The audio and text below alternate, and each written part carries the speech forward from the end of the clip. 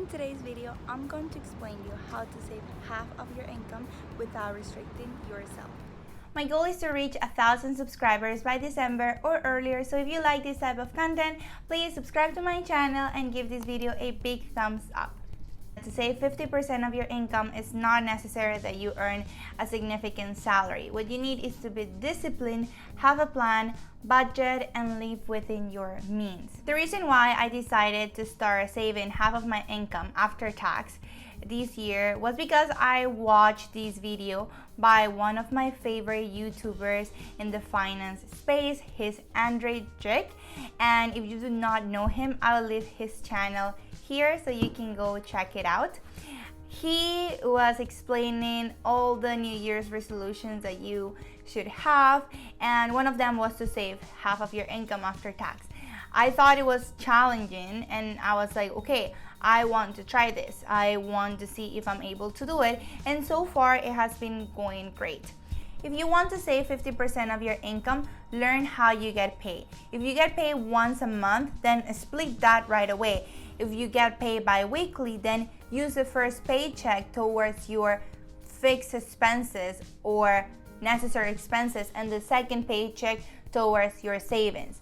I get paid bi-weekly, but I get paid different amounts because the second pay includes my bonus, and my bonus is not the same every month. So I do save a little bit different, but I'm still saving 50% of my income. As income, I usually consider my salary for my employment. If I make any additional income such as tax returns, side hustle, selling items, I will save that or I will use it towards my debt repayment. So that is not included as my 50% for savings. Saving 50% of your income means that with the other 50%, you should be able to cover your expenses such as rent, groceries, and bills, which I believe are the most important categories that you need in order to survive. To be 100% honest with you, the current situation has helped me to save a lot because I'm not commuting to work and I'm not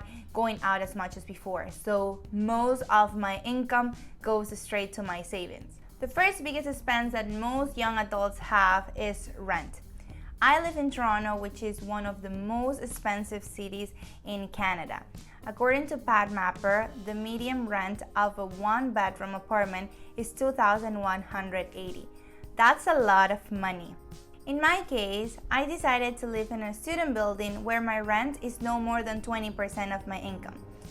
I am able to move places and pay a higher rent, but that will mean that I will need to sacrifice my current savings plan, and also I will have to readjust my expenses. So that will mean that I'll have to change a little bit my lifestyle in order to afford housing. And it's something that I do not really want to do right now. So I'll rather stay at my place and save that money and later on move. If you live with your parents, you're one of the few lucky persons, and honestly, I will suggest for you to save as much as possible.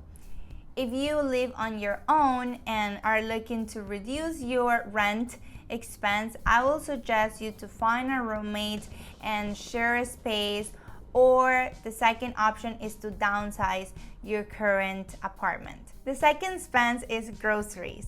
I try to allocate no more than $200 per month.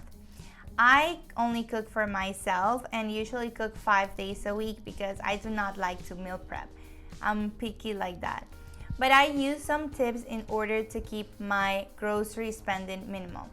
First, before going grocery shopping, I put all the ingredients that I currently have on the table, so that way I do not buy the same items. Also, by putting everything on the table, I have an idea of what I can make, what recipes I can make. So I usually write down the possible meals that I can make with what I currently have. The second is, as I said, to have meal ideas. I usually go on Pinterest and check new meal ideas so that I don't get bored of the same food over and over. And the third tip is to know your plans ahead of time. I usually go out on the weekends and I know that I might not be home, I'm gonna be with friends or eating out. So knowing that will help you reduce your grocery spending because you know that you'll be eating out. So you can reduce groceries and increase your eating out budget. The third expense is bills. My bills include phone, internet, Netflix, and other subscriptions. They are usually deducted from my checking account and paid automatically. And I feel that's the best practice, to not miss any payments. If you want to reduce your bill expense, go and call your providers and ask for deals. When the lockdown started, I called my phone provider and I was able to cut my phone bill from $80 to $35. That is a lot in savings, so I encourage you to do the same. The worst thing that can happen is that you keep your same plan, or you can switch providers. These three expenses, rent, groceries, and bills, make up about 30 to 35% of my income. The difference I spend on debt repayment, eating out, buying things for household, personal care items, and so on. Now, I would like to talk about how I save the 50%. I basically have 5 different accounts. I know it sounds like a lot, but it's something that works for me. So the first account is an emergency fund. I have it in a high interest savings account. And if you want to know where to open a high interest savings account, check my video on 5 free check-ins account in Canada. I will leave you the link here. An emergency fund is a tool that will help you cover any emergencies without incurring into extra debt. If you want to know what is an emergency fund and how to build it, I have a video about it and I'll leave it here as well. The second saving that I have is for education purposes.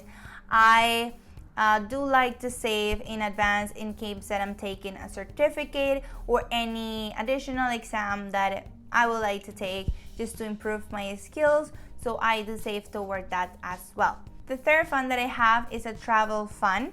So when I want to travel, I will just take the money out of it instead of taking it straight from my paycheck.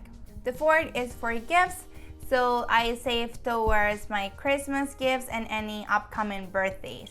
And the fifth fund that I have is for investing purposes. So I do allocate a percentage of my income towards investing. I have a managed account and I also have a self-investing account where I will pick my own stocks and generate passive income through dividend investing.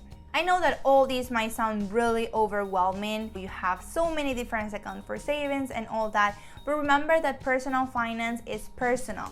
What I'm doing works for me, and if you want to start saving but probably do not want to start right away with saving 50% because it might be hard for you, then do in small steps. The thing is that you start saving as soon as possible. And I was able to accomplish all this that I explained because I did one thing, which I believe is the most important thing, and that is budgeting. Budgeting is your number one friend when it comes to finance. It's a real tool for financial success because you're tracking your progress. You know where the money is going. If you're not budgeting, you cannot give yourself feedback. So if you budget, give this video a big thumbs up. And if you're not, what are you waiting for? It is the only way where you will truly know where your money is going and what changes you can make in order to achieve your financial goals, to save more, to pay off that debt, to start investing more. How much of your income do you save? I would like to know that in the comments below. Also, do not feel pressured to save 50% right away. We all have different goals, and if you just want to start saving a little bit more, just do that. Save more of what you're saving currently, and that is progress. Little by little, you will get there. Do not forget to subscribe to my channel, and I will see you on my next video. Take care.